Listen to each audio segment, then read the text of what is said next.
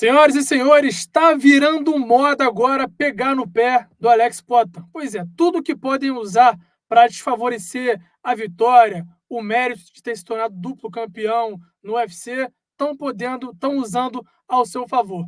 Na semana passada foi o Daniel Cormier e agora foi o seu amigo Chris Weidman que resolveu pegar o microfone ali e falar uma besteira imensa sobre a trajetória de Alex Poatan no Ultimate. E é o seguinte, eu vou ler aqui as aspas do Chris Weidman, que foi um absurdo. Foi pior para mim do que o que o Daniel Cormier falou.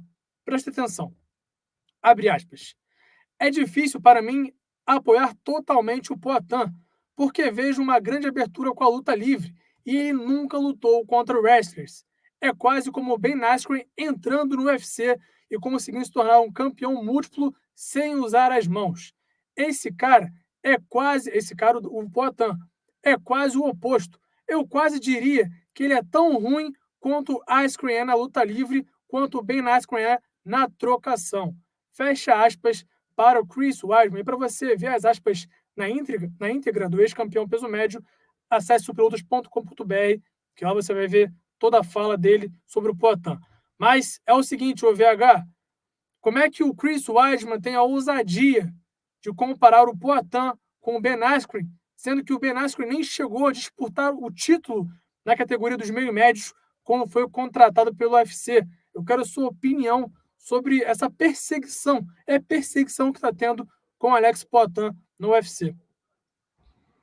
Olha, Léo, aquela famosa frase, né? O Chris Weidman perdeu uma ótima oportunidade de ficar calado. O Chris Weidman já tem problemas aí recentes, polêmicas com o brasileiro, que foi a luta dele com o Bruno Blindado, e agora tem mais essa presepada que chega a ser perto do criminoso, Léo, porque você querer comparar o que fez Alex Poatan com o que fez o Ben Askren no UFC, vamos botar um parêntese aqui. O Ben Askren é ex-campeão do Bellator, o Ben Askren é ex-campeão do One Championship, chegou no UFC invicto, mas a primeira derrota que teve, que é aquela que a gente não pode esquecer, contra o Jorge Masvidal lá em 2019, que foi nocauteado com 5 segundos de luta, vai eternamente para os highlights do UFC.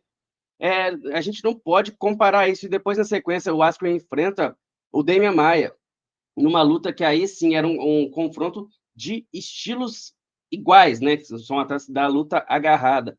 E ele toma um passeio também do Demian Maia, que já estava encaminhando ali para o fim da sua carreira. Então a gente não pode querer comparar isso. O Poatan ele chega no UFC lá em 2021, enfrenta o Andreas Michaillis, vence por nocaute, na sequência ele vence o Bruno Blindado, atropela o Shane Strickland e se credencia para disputar o cinturão contra o Israel Adesanya naquela ocasião. O Poatan, se você quer argumentar que o Poatan foi favorecido, eu posso entender o que certas pessoas falam, mas daí a falar que é injusto, todos os adversários que o Poatan foi escalado para enfrentar, ele venceu, até o caminho pelo cinturão, até perder na revanche imediata para o Israel Adesanya, e na sequência sobe de categoria. Ele teve um teste antes contra o Jan Blachowicz e venceu o Blachowicz, se credenciou então para disputar o título que estava vago na época, quando o Prochazka conseguiu nocautear, e aí se torna o primeiro homem brasileiro, entre tantas letras, a conquistar 2 cinturões em categorias diferentes no UFC. Pode ser, em parte, esse recalque do Chris Weidman, já não está mais na crista da onda, já não é aquele atleta que foi, aquele que tomou o cinturão do Anderson Silva lá em 2013. Eu acho que tem que ter um pouco de respeito também. Já passou daquela fase de ter desconfiança pelo Poatan. Poatan chegou no UFC como um grande nome do kickboxing, uma lenda do Glory, o primeiro duplo campeão na história da organização, e por que não a gente dar essa moral que ele merece? O Poatan tem feito no UFC um ótimo trabalho, se colocando sempre à disposição, se mantendo um cara ativo na empresa e está colhendo os frutos disso. Então, repetindo o que eu trouxe lá no começo, o Chris Weidman perdeu uma ótima, uma grande, uma excelente oportunidade de ficar calado. E ainda falando sobre Alex Poatan, galera, quem se pronunciou e acabou com toda a polêmica e, enfim, surpreendeu, pelo menos me surpreendeu com a postura, foi o Jamal Hill. Todo mundo, inclusive o Daniel Cormier, falando que o Rabidin errou em ter paralisado a luta, o Rabidin errou em não ter separado os lutadores. E aí o Jamal Hill foi lá, falou, cala a boca aí, que eu vou dar minha versão e vou, enfim, botar a real aqui para jogo. Eu vou ler aqui o que o Jamal Hill falou sobre essa polêmica do Herb Dean ter feito certo ou errado em não paralisar depois do suposto golpe ilegal. É o seguinte, abre aspas. Tem uma coisa que as pessoas estão falando, levantando uma polêmica sobre a paralisação do Herb Dean. Eu chutei o Alex Poatan no quadril e pareceu ser um golpe baixo. O nocaute aconteceu de maneira honesta. Não aconteceu nada. O árbitro fez o que tinha que ser feito. Quando fui nocauteado, me lembro de tudo. Lembro de ter visto as pernas do Alex, de tentar defender. Estava consciente o tempo todo e não vou ficar dando desculpas. Fecha aspas para o Jamal Hill. E aí, é um belo recado para o Cormier parar de falar abobrinha nas redes sociais, sendo que ele não está nem no octógono trocando porrada com o Poatan para falar que o Herb Dean errou ou que o Jamal foi prejudicado. Então, bela atitude do ex-campeão aí. Eu queria te perguntar, ô VH, ele está querendo cavar uma revanche com o Poatan futuramente, já falou isso, né, publicamente. Você acha que esse é o melhor caminho? É ser honesto, é reconhecer de fato a vitória do seu rival? E também te surpreendeu ele quebrar toda essa polêmica e falar que de fato não houve erro nenhum por parte do Herb Dean? Eu vou te dizer que eu fiquei surpreso sim, Léo.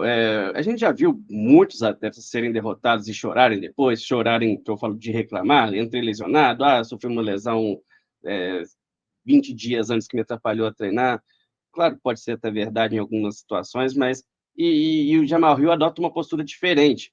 Ele assume ali o que aconteceu, tira o golpe ilegal também, falou que não teve o golpe ilegal, e o Poatan também entendeu que não tinha um golpe legal, foi ali uma combinação entre ambos. Teve um toque de luva também, se você observar nas imagens, tem um toque de luvas assim que o Rabidin se aproxima e depois se afasta.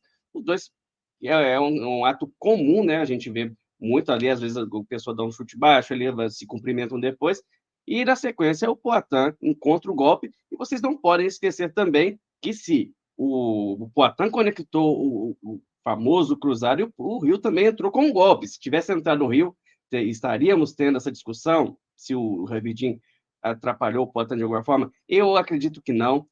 Foi coisa da luta mesmo. O Poatan sempre muito concentrado, já tinha entendido que tinha encontrado a distância para golpear o Jamal Hill, para soltar o golpe que levaria o adversário à lona, né? E, para mim, a atitude do Hill, se quer buscar essa vaguinha, o Poatan tem que seguir falando o nome dele, e eu acho que talvez a melhor estratégia não seja irritar o Poatan, irritar o campeão, mas sim, né, fica do lado do cara, você vai enfrentá-lo de qualquer forma fazendo o seu trabalho. Antes de qualquer coisa também, o Jamal Hill tem que vencer o seu próximo compromisso, ele já tem luta marcada, ele enfrenta o Khalil Rountree no UFC 303, o mesmo evento que marca a volta do Conor McGregor. Então, se quer enfrentar o Poatan de novo, tem que vencer esse desafio e talvez mudar a estratégia, porque provocar o Poatan não deu muito certo, a gente viu. O Poatan disse que faria o Jamal Hill se lembrar do que aconteceu, da provocação que teve na coletiva de imprensa. Dito e feito. Então, talvez mude essa postura aí, porque, cara, cá para nós, eu acho que o Rio estava tentando, de fato, vender essa luta do que mais do que ser o vilão da história, né? Porque sempre precisa do mocinho e do vilão. O Rio assumiu essa postura, vendeu bem a luta, vamos falar a verdade, acabou não dando luta contra o Poatan, mas conseguiu vender bem. Então, admiro a postura do Jamal Hill, que não teve desculpas, não inventou desculpas para a derrota. Todo mundo viu, foi evidente a superioridade do Alex Poatan na trocação, e agora vai retomar a escalada rumo a uma nova oportunidade de disputar o cinturão, e esperamos que o cinturão esteja ainda nas mãos do Alex Poatan, caso o Hughes consiga se credenciar novamente. Bom, galera, vamos chegando ao fim de mais uma edição, então eu peço a vocês que deixem aqui nos comentários. Chris Weidman está certo em falar, em comparar Alex Poatan contra o Ben Askren?